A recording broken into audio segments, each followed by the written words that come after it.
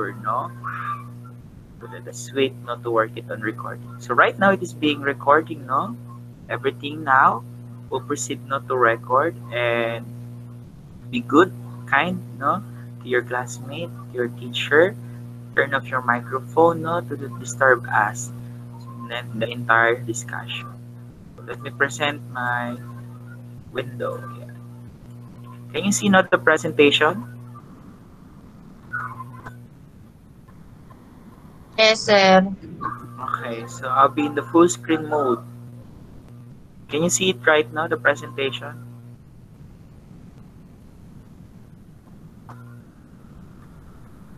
Kindly confirm. Same lang, sir. Same lang. Okay, so I have here chapter 9. The title of chapter 9 is Rizal's Grand Tour of Europe, now with Viola. So after we have discussed chapter 8, the printing of the Noli Me Tangere, no, we have chapter 7, no. So we have so much, no, of lectures, and this one in chapter 9 will have, no, only a travel of Rizal in the entire, also, no, mostly in the entire parts of the Europe. So to start, let's talk, no, ano ba yung meron tayo dito. So alam naman natin, Rizal's before the arrival of Viola, siya ay wala talagang pera, no? At may sakit siya nga, no? At wala pa siyang pagpanimbag ng kanyang Noli Me Tangere. But because of the help of this person, itong savior nga na tinatawag natin of the Noli Me Tangere, na si Dr. Maximo Viola, it was being granted, no? Pinautang siya, binigyan ng kaukulang salapi, pampaprint nito para sa 20,000 kopya na may halagang 300 piso. So, to start with the saan naman kumuha, no, itong si Rizal to tour in Europe with Viola. So, ito, we have Juan Luna who are in Paris no, that time, and then they started, no, to forward this money, cost of 1,000 pesos from his brother, no, Asiano. So, from that one, ito yung ginamit niyang panggastos in the entire tour niya sa Europa. So, one more thing is, ano nangyari? Yung pera ng 1,000, ipinambayad niya yung 300 pisong utang niya kay Maximo Viola. So, which gave, no, a thankful message also for his desire na magbigyan, no, ng pautang itong kanyang nobelang Noli Me Tangere. And then, naipalimbag dahil sa kanyang tulong. From that one, naging maganda, no, lalo yung relasyon nila. At yan, pagpunta nila ng tour, no, ng Europe, ito na ang mga mangyayari. So, we have pagsisimula ng paglalakbay on the map, no, of our Europe, no, or the western part, no, ng Europe natin. So, this is, no, a pag-uumpisa ng paglalakbay kung saan nag-start siya noong May 11, no, 1887. Bilisan nila, no, kasama ni Viola ang kanilang tinitirhan mula Berlin patungo, no, doon sa panibagong lugar na pupuntahan niya at bibisitahin sa buong kalupaan ng Europa. So dito nila makikita, no, ang mga iba't ibang tanawin, mga gandang pangyayari, at makakakilala ng iba't ibang tao at the same time. So dito, umpisahan natin ang pagpunta, no, sa Potsdam, which, no, near from Berlin in Germany. So dito, meron tayong makikita na si Sanssouci, no, the name of the former summer palace ni Frederick the Great, no, on the King of Prussia ng Potsdam, Berlin. Yun yung first travel, no, we're in together with Maximo Viola ni Rizal. So, second, we have the Dresden. At Dresden, sabi dito, it described as one of the best cities in Germany. Why? Because they experienced the floral exposition. Since Rizal, no, are good, no, and interested in the botanica, no, or botanical, sa pag-aaral ng iba't ibang uri ng mga halamang may kakaibang ganda at laki. Okay? At the same time, dinalaw din nila dito si Dr. Adolf Meyer na masayang-masaya, no, ng kanilang makita. Sumunod, siya ay nagtatrabaho sa Museo ng Sine kung saan doon nila pinuntahan at binisita nga ang bantog na si Meyer. So, humangan ng gusto si Rizal sa larawan naman ng Prometheus Bound painting from the Greek and Goddesses na meron tayo. And dito, sa sunod na bahagi ng kanilang pagbisita, nakita naman nila no, sa floral exposition, si Dr. Hagor or si Dr. Peter Hagor. Nalaman na natin yung kwento niya doon sa Travels and History in the Philippines. At ngayon, dito, sinabi nila Rizal at Yola na may plano silang makita si Professor Blumentritt. Kung kaya't pinayuhan sila, no, upang hindi lubhang magulat, no, itong kanilang kapenmate na kaibigan, ay padalhan muna ng telegrama o ng sulat na nagsasabing magpapaalam at gusto nila siyang makita. So, dahil doon, ito ay sinunod, no, mula sa panig ni Dr. Peter Hagor. At ito nga, magpupunta sila papunta no, sa lugar ni Blumentritt sa Lake Meritz, Bohemia. Okay po? So, there we go. Nandito na tayo. Papunta na nga sa ating first meeting with Professor Blumentritt. So, on May 13, 1887, they started to go no, and arrive at Hotel Krebs. Ito yung hotel na kanilang pinagtuluyan na kung saan tinulungan sila ni Professor Blumentritt na makakuha ng kwarto dito. And then they stayed for 4 days, and then in the house of Professor Blumentritt, yung kanyang may asawa na si Rosa, well, they give no special treatment, and then they provide Austrian dishes no for these two Filipino, Maximo and Rizal. And then they also no provide yung pagiging atmosphere ng pagiging hospitable, no? The way of hospitality. And then itong kanyang anak naman, no, na si Conrad at si Fritz, no, na naging mabuti ring kaibigan nila Rizal, no, ay meron silang magandang naging pagsasamahan, no, sa sandaling mga panahon. So, patulad ng anak niya na si Dolores, no, na tinatawag niya na Dora o Dorita, itong kaibigan niyang anak ni Professor Blumentritt. And then, si Professor Blumentritt is a kind-hearted and Austrian old professor. And at the same time, bakit nga ba itong si Rizal no, ay isang malapit na dito kay Blumentritt? Kasi nga, isa siyang sympathizer no, with regards to the Noli Me Tangere, no, as he given no, itong copy and he read about this novel. And what more thing is, Rizal also invited no, to visit other places no, in Litmeritz, no, in Bohemia, Austria, meron niya tayo dyan, kung saan, one time, in one establishment, si Rizal, no, in-invite nito ni Blumentritt na kumain sila doon, at di inaasahan, nandun din yung Burgosmaster, no. Makipagtalastasan si Rizal doon gamit ang pagiging fluent in German. At doon, pinag-uusapan nila ang daang bakal, no, na kung saan yung may pakana ay si Burgomaster o yung mayor during that time. And yung Burgomaster ay na-amaze because of the talent no, of speaking the language German etong si Rizal. And tinanong siya kung ilang panahon niya ito na pagtutunan, at sinabi niya sa loob lamang ng 11 buwan. Bibihira dito ang mga taong ganito ang merong kakayahan ng makaalam at makapagsalita ng fluent, no? Katulad nitong si Rizal. So from that one, talagang binigay niya no, yung best ni Rizal. At what more thing is si Blumentritt no, ay isa sa mga sekretarya ng isang tourist club.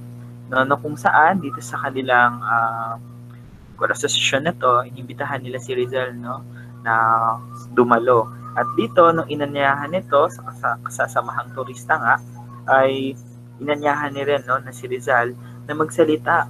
At dito sa kanyang talumpati, ginamit niya ang wikang Aleman ulit at pinurihan niya no, ng magagandang bagay ang kanyang karanasan dito at obserbasyon, lalo na sa mga magiliw na pagtanggap sa kanya ng kanyang may bahay no, at panauhin no, itong pamilya Blumentritt at si Rosa. Dito, nakita no, ang pagmamalaki ni Rizal sa mga katangian na meron ang mga German. So, sa kabilang banda, meron tayo dito pag-portrait, no, or pininta siya ni Dr. Jose Rizal, itong si Blumentritt bilang isang regalo din at pagiging isang mabuti, no, na kaibigan na tumanggap sa kanila. Dito, nakita din nila, nakipag-ugnayan din sila sa Litmeritz kila Dr. Carlos Cefelak at kay Professor Robert Klushak, ng mga bandok na naturista sa pag-aaral. Sa huling bahagi nila ng pagsasama sa Litmeritz, naghandog si Rizal no, ng isang hapunang pasasalamat bilang pagkilala sa kabutihang loob ng pamilya Blumentritt. So dito, binigyan niya ng masayang kainan sa kanilang Hotel Krebs ang pamilya Blumentritt. Okay? So sumunod na bagay, noong May 16, huling araw at bahagi ng kanilang pagstay na kung saan sumakay na sila ng tren at nilisan nila ni Viola ang Litmeritz, no? Dito, sinabi, no? In a small corner of Bohemia, there are good, noble, friendly people, and Austria will always live in my heart. Dito, ipinakita na kung saan, kung paano naging mabuti at mainit na pagtanggap ang ginawa ng pamilya Blumentritt sa kanilang pagkaibigan. Higit sa lahat, ay nagpaalam din si Rizal no, sa kanyang mga kaibigan. No? Itong si Dora nga, yung anak ni Blumentritt, kung saan may sakit ng mga time na yon at sinabi niya na masana'y gumaling ka na kaagad at kaawa-awa naman ang batang ito dahil sa angkin no, na kabutihan na dala at pagiging kaibigan na mabait ni Dora kay Rizal. Sumunod na bagay, pupunta na tayo ng Prague. So dito makikita natin no ang pagbisita ni Rizal at Viola sa makasaysayan ng mga syudad. But before going to that one, puntahan muna natin yung nakaraan no doon sa Hotel Krebs. Siya ay nanirahan doon at may isang pagkakataon na naiwan niya ang kanyang diamanteng alpiler no na kung saan ito ay hindi nila isama paalis no. Yung diamanteng alpiler na yon na naiwan sa hotel no Krebs sa kwarto niya ay ibinigay at sinuulit din naman sa kanya noong May doon na kung saan ibinalik kay Blumentritt at si Blumentritt ang balik kay Rizal. So dito nga nakilala ni Rizal sa Prague si Wolcom no, professor ng likas ng kasaysayan ng Universidad ng Prague. Dito din nakita rin ni Rizal no ang pagbisita no, sa libingan ni Copernicus, ang kilalang astronomo, mga museo ng kasaysayan ng likas, laboratorio no or laboratories ng bacteriological, famous cave no ni San Juan na Nepomuceno at ang tulay no kung saan siya na kulong ni Santo. So these are some of the important happenings na nangyari doon, and sa additional lang ni Viola na wala rin namang masyado nangyari doon in stay in Brunn. So, dun sa lugar na yon na kanilang pang binisita. Sa Vienna, dito, ang isang bahagi ulit ng kanilang paglalakbay ay tinawag nilang Queen of Danube. So, bakit tinawag na Reyna ng Danube? It is because ang Vienna ay isang kabisera na ng Austria-Hungary na pinabantog ng awit at kwento. So, dito, makikita ang mga imaheng panrelihiyon, kakaibang halina at magagandang gusali na naghihigante sa paligid nito. So what more things no in the place? So we have noong pagstay nila dito because of the recommendation ng Professor Blumentritt no ay nakausap nila no si Norman Pals na kung saan dito sa bahaging ito no ay isa siyang greatest novelist no na tinatawag sa Europa. And then, sabi nga kanina sa huling kwento, na-receive na ni Rizal yung diamanteng alpiler niya na naiwan nga no, doon sa Hotel Krebs at ibinalik na pabalik ni Blumentritt kay Rizal. Then, they stayed no, at Hotel Metropole, yung isa sa mga interesandong lugar kung saan pinalilibutan at nakapalibot doon no, ang mga museo, simbahan, mga galeriya, mga theaters, no, o teatro at mga parke. So, kung makikita natin sa larawan. Sa Linz, pupuntahan naman natin na kung saan patungong rainfall sa Salzburg dadaan tayo. Okay? So, ito yung mga parte ng kanilang paglalakbay. So, ito nga yung sites na tinatawag yung Danube River. Patungo ito ng Salzburg, yung ilog na dinaanan nila. And then, they notice also yung paggamit, no? Yung papel na napkin no bilang isang pamalit sa cloth napkins no sa pagkain. So dito sinabi nila na mas malinis at mas matipid daw ang paggamit no ng papel na napkin kaysa sa telang napkin. So yun yung isa sa mga natuklasan nila sa kanilang paglalakbay. So ito nga sa Salzburg no isa sa mga landmarks na makikita doon papuntang Munich, ito yung pupuntahan nila. So, tumigil sila doon para tikman ang pinakamasarap na beer. Okay? So, yan nga, yung sa Munich, no, yung pagbisita nila ay dahilan lamang upang matikman nila yung pinakabantog daw, na pinakamasarap daw na beer, no, dito sa lugar na to, ang Munich ng Germany. So, alam naman natin, no, na parang tubig sa kanila ang beer dito sa Germany or sa bansang Alemanya. Next is sa Donnerenberg, no, Germany. Makikita naman natin dito ang mga isa sa oldest city, no? At dito rin makikita, no, ni Rizal ang nakakakilabot na makinang pananakit na ginamit ng Inquisition before, yung horrible torture machine. At dito makikita niya rin, no, at pinag-aralan na yung maubuti, no, ni Rizal ang makinang ito at namangha rin si Viola sa paggawa ng manika na pinakamalaking industriya ng lungsod na meron sila. Sa kabilang banda, sa nagtungo sila dito. Sa ito yung pinaka-largest and tallest cathedral, no, in Germany, na kung saan nagpaligsahan sila sa pag-akyat at sinalaysay ni Rizal, na kung saan makalawang beses na nanaliw daw na kailangan magpahinga si Viola sa pag-akyat upang marating ang tuktok. Ngunit itong si Rizal ay tuloy-tuloy at dire-diretsong umakyat hanggang makarating sa tuktok. So sa Stuttgart, Germany naman, ayan yung oldest castle na meron tayo na makikita. And then next, sa rainfall, sa kanilang pagbisita dito, no, ito yung waterfall na tinatawag doon na sikat, no, at tinawag nilang the most beautiful waterfall in Europe. But to compare with that, mas maganda pa daw ang talon ng Pagsanhan, no, dito sa Laguna. Next is yung crossing frontier in the Switzerland. Ayan na, patungong mula rainfall, patungo ng Schafsmen, no, pupunta sila dun sa Switzerland at ito yung mga tanawin na makikita nila patungo doon sa kanilang paglalakbay. Nakita rin nila, no, itong mga tanawin na to at lugar crossing the Lehmann Lake na kanilang pinuntahan. Sunod, sa Geneva, Switzerland, pagkaraang pasyalan nila ang magandang tanawin doon sa Lausanne, dito nakita nila at napagmasdan nila ang lungsod ay isa sa pinakamaganda, no, sa Europa na kanilang nabisita. So ito daw dinadayo taon-taon ng maraming turista at dito nakikita natin ay ang mga tao dito ay mga linguists kasi they speak French, German, Italian. And at the same time, at this point, sa Geneva, kanilang celebrate ang 26th birthday ni Rizal, no? And then, they invited, no, ito nga si Viola nga, nakasama niya in the celebration, no, eating in lunchtime. So, they spent 15 days after departed ways, and Viola going to Barcelona, Rizal going to more visit Italy and Rome.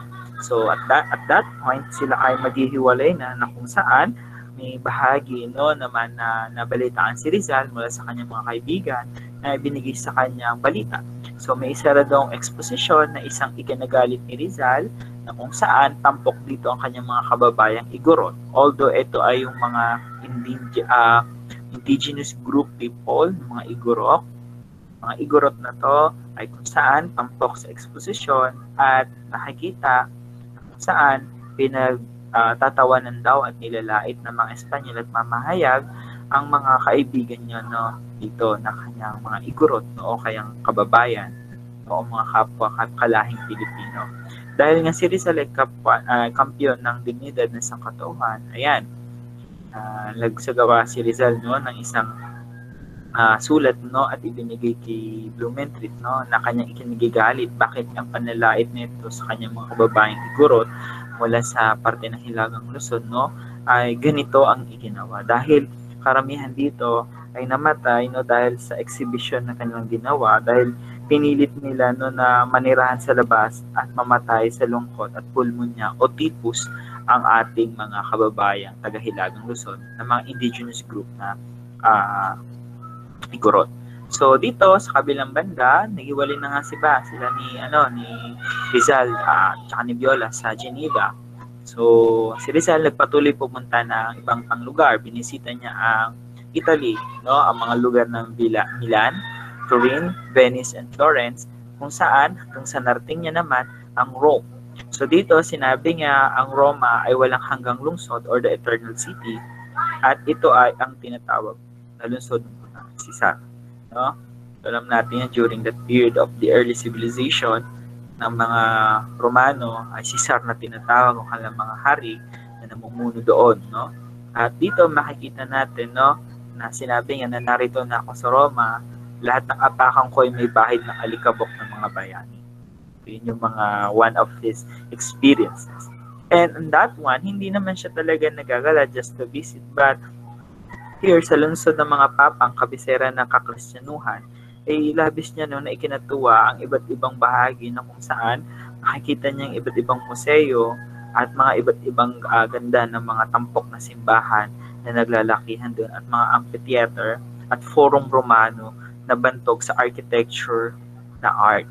And even sculpture up that point is still living, no, at buhay na konsepto ng gawa ng mga Romano before sa kanilang sibilisasyon. Dito sa Vatican, sinabi ni Rizal, no, sa St. Peter Church, yan, makikita natin nung binisita niya noong June 29 sa Vatican, ay dito doon nakatirang City of Hopes, no, capital of Christendom, makikita ang St. Peter's at yung St. Peter's Square, people guards na mayroong mga kulay na suot at mga sinaunang mga armed or police during that time or military. So dito makikita rin, no, kung saan nakatira ang Papa at bansang nakatirik, no, ang Vatican sa Rome o sa Roma. Okay? So ito yung isang maliit na bansa na pinamumunuan ng isang Papa. No? So to more, sabi dito ni Rizal, ang kanyang paglalakbay sa Roma na binigas niya kay Blumentritt, no, pagod na ako, no, tulad ng isang aso na ngunit matutulog ako na parang isang Diyos. Yun yung pagkakadiscuss niya sa Tagalog, that in English, I am tired as a dog, but I will sleep as a cat. So because of the experience maybe. And after a week in Rome, done in traveling, sightseeing, no, experience. And then it's now turn to go back home. So yan yung sulat na sinabi sa kanyang tatay, saan siya po ay uuwi at paparating na sa kanyang piling, no, sa bansang Pilipinas na kanyang pinamamahal. So that will be the end of this chapter 9. I will be going to share another slide, which is chapter 10. Okay? So chapter 10. Now, can you see now the presentation of chapter 10?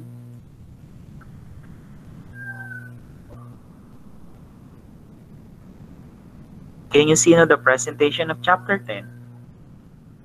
Yes, sir. Okay, so here we go. We're going to start our chapter 10.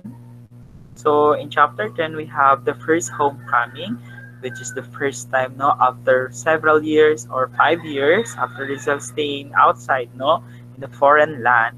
Now it's time to come again, no, or to come back in his motherland or the fatherland one.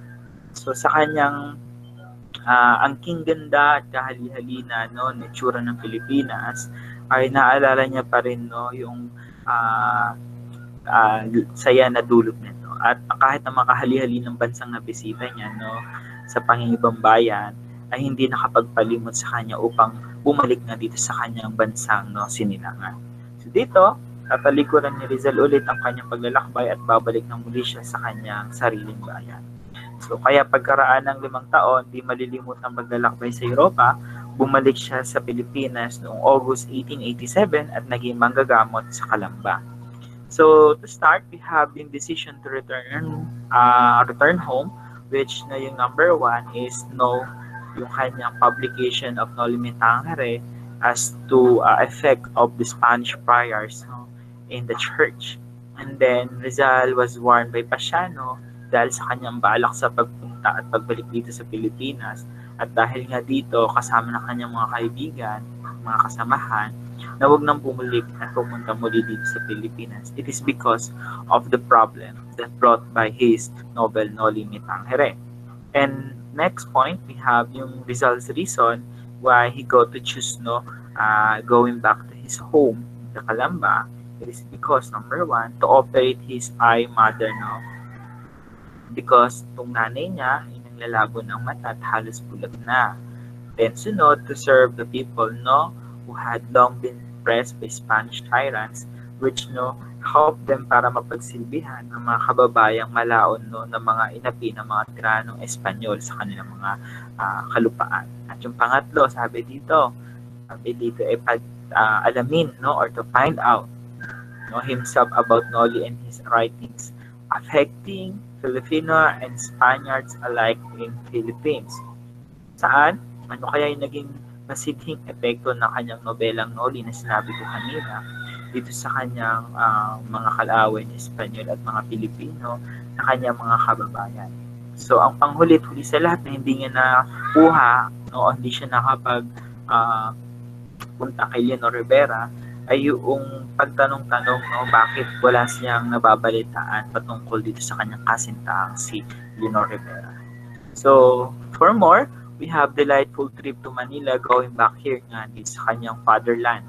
So, from Rome, he left and going back by train, going to Marseilles, and they will now going to the French port sa Marseilles. And then, starting July 3, 1887, he boarded, and then used this bangkang tinatawag na bangkang Gemna at patungo doon sa pag-akyat balik dito sa Pilipinas sa Saigon noong July 30 at nag-transfer ulit sa sasakyang steamer Haiphong na ang ruta ay pa Maynila. At noong August 2, sa Haiphong sakay nito, nakarating na sila dito papunta ng Maynila noong August 5, 1887.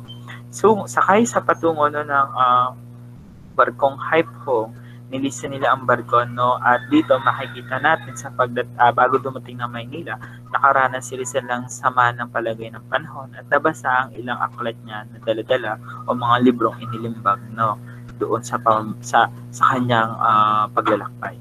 So, sumunod na panahon, nakita niya naman yung kanyang maligayang pag-uwi dito ng kanyang obserbasyon ay ganun pa rin. Nakita niya ang lubak na kalsada, mga bangka sa Ilog Pasig, siya pa rin mga pader na pumapalibot sa lugar ng lungsod. At ito nga, pagbalik niya dito sa Pilipinas, nagpunta siya ng maligayang pag-uwi noong August 8 dito sa Calamba. Dito, sinalubong siya ng kanyang pamilya, mga ilang miyembro na naiyak sa tuwa, at sa sulat niya kay Blumentritt, sinabi niya, naganda daw ang naging biyahe. Ito nga si Rizal, na-establish niya nagtayo siya ng medical clinic kung saan unang ginamot niya ang kanyang nanay. At dahil Dr. Uliman ang tawag sa kanya, dahil sa mga pasyente dito, ay sinabi na merong isang doktor daw na kumakalat na balita na nagmula sa Alemanya. Kaya naging bantog yung kanyang pangalan bigang Dr. Uliman, dahil galing Alemanya. Sunod doon, makatwiran siya kung maningil, kung kaya, ang mga ginagamot niya na wala mga pambayad at mahihirap na pasyente ay libre na lamang. Sa loob ng ilang buwan, kumita rin siya nito, kung siyang naraan at ibang panahon, katulad ng pagstay niya dito, yung 5,000 piso, At yung mga kinita niya, hindi niya ginamit para magpayaman, kundi ginamit nito upang magtayo ng gymnasium, kasama dito ang pagtuturo, ng fencing, na sinabi dito at upang turuan din sila sa iba't ibang mga idea na tinatawag katulad na lamang ng pag-ieskrima sa Tagalog, pamamarit upang daw mabawasan yung pagsasabong at pagsusugal. At huligit sa lahat ang hindi niya nagawa ay yung nakita niya si Leonor Rivera kasi hindi siya pinayagan ng kanyang tatay na makauwi dito sa Dagupan upang mabisita nga si Rizal dahil ayaw din ng ina ni Leonor Rivera na maging manugang si Rizal. At itong si Leonor Rivera ay napagkasundo na pala sa isang lalaki na Ingles at nakipagsangdibdib na dito sa utos ng mga magulang. So mabigat ang naging damdam ni Rizal at dahil doon ay naging sawi na siya doon. So sumunod na bagay, yung kaguluhang dala ng Noli o yung storm over na Noli. Dito may isang pagkakataon na inimbitahan siya ng kanyang Governor General during that time sa Pilipinas na maraming yung sabi-sabi na nagbabalak sa kanya ng mga kaaway niya na masasama. At dito makikita natin na ito dong idea ng Noli Me Tangere ay subversibo na pinapakilala ang idea laban sa simbahan, sa mga pride at mga pari kasama ng mga Espanyol. Pero when Rizal was in for the Governor General of charge tonight about it and explained by Rizal na hindi pawang katotohanan lamang yun. Sabi niya, I exposed the truth merely, and he did not advocate subversive ideas. So ito yung mga inihayag ni Rizal na lamang na pawang katotohanan na hindi siya nagtatagubili ng mga subversibong idea o nanghihikayat. At dito nagustuhan ng gobernador ang paliwanag ni Rizal about sa controversial at humingi nga siya ng kopya nitong Noli upang mabasa ng mabuti. So dito nakahanap siya ng isang kopya mula sa isang kaibigan niya and then ibinigay niya kay Governor General Terrero during that time. So isa naman sa kanyang mga paring Jesuita at iba pa na unang naging guro ni Rizal sa Ateneo de Manila o sa Ateneo Municipal ay sila Father Faura, Father Sanchez at Father Beck during that time ay galak na makita Rizal. Kasi it is the first time na kanilang pagkakasama ulit at pinagkwentuhan niya ni Padre Faura ang kanyang aklat. At sinabi ng pari na lahat ng naroon ay pawang katotohanan. Ngunit dinagdag niya, but you may lose your head for it. So sa Tagalog, maaaring malagot, ang iyong ulo dahil sa sinulat mong ito na Noli Me Tangere. So dahil dito sa mga bagay na yan, na meron tayo, nagpasa ni Governor Terrero ang isang teniente na si Don Jose Tabel de Andrade na maging tagapagbantay ni Rizal. So yan. So dahil doon, in-examine nila yung libro na Noli Me Tangere, nagsumiti si Governor General Terrero sa Noli and found nothing wrong with it. So wala namang problema para sa kanya nung nabasa niya ito. Pero dahil sa mga kaaway niya na makakapangyarihang praile, mga pari, so naging mas lalong problematic. Dahil nga dito, nagpadala si Archbishop ng Maynila ni si Pedro Payo ng kopya sa rektor ng Chibaria na si Gregorio sa UST na i-examine itong Noli na to. At dito nakita, sinabi sa kanilang committee, sa kanilang resulta, ang Noli daw ay heretical. Yan, heretical, walang paggalang, scandalous or vicious in religious order or nakakasirang puri sa orderong panrelihiyon at di makabayan o subversibo. Sa kalagayan ng pampubliko, namiminsala sa pamahalaan ng Espanya at pampolitikal ng Pilipinas. Sumunod, pinag-utos din dito ang sinasabi ng ang importasyon, reproduction at sirkulasyon daw ay ipinagbabawal at mapinsalang aklat ang Noli Me Tangere sa buo ng kapuluan ng Pilipinas kasama na ng Espanya. So dahil dito ipinagbawal ito. At ito nga yung pangyayari nito inuutos yung there were no mass imprisonment for mass execution ng Pilipinas sa tinatawag. So lalo itong ipinagbawal lalo na sa nagpasikat lalo lalo itong pinagbawal at itong ay naging isa pang sikat lalo na aklat at kung kaya't ang mga tao ay mas lalong naengganyo na basahin at mahanap itong kopya ng Noli Me Tangere dahil nga ito ay isa sa mga bakit niya kinikigang ng mga Espanyol at palihim nila itong binabasa. Merong pagkakataon na tumataas ang presyo nito na mula sa 5 pesetas o 1 piso lamang ay umabot ito ng 50 piso na halaga. So, can you try to look at it and to figure out bakit ganun kataas? It is because of the demand and at the same time of the brought problem by this novel, Noli Me Tangere, and a kind of issue, a big problem for the Spaniards during that time. So, ayan nga yung nag-atake sa Noli na kung saan nag-publish pa sila ng iba't ibang polyeto katulad nitong si Padre Rodriguez, na superior ng Guadalupe na sinabi niya, dito sa 8 polyeto niya, ayan, ibinibenta niya pagkatapos ng simba at ang mga Pilipino ipilit na bumibili para hindi sila mapaghinalaan at di naman nila binabasa.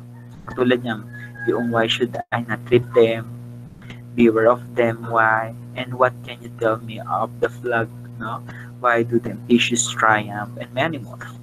So dito, meron pang iba pang umatake katulad na lamang ng mga nataganan sa Senado sa Espanya katulad ni Jose Salamanca, De Pando, Vida at si Vicente Parantes, isang academic Spanish in Madrid. Na kung saan bitter, mapait na malinaw yung mga problema dito na nilikha ng Noli sa pagsusulit niya no, sa alakpayagan ng La España Moderna no, during that time. So yan. Bukod doon, di inaasahan ng tagapagtanggol niya, pero ito talaga ang mga una niyang maiisip na magtatanggol sa kanya. No? Si Del Pilar, Jaina Regidor Ponce Sanchez, no? Kasama niya sa propaganda, dati niyang guro, no? At itong si Miguel Moraita. Sunod, meron tayong makikita na kung saan mga larawan nila na ating mga makikita na nagtanggol kay Rizal. At dito makikita natin sa hindi pinaka-inaasahan no, na matalinong pagdepensa ng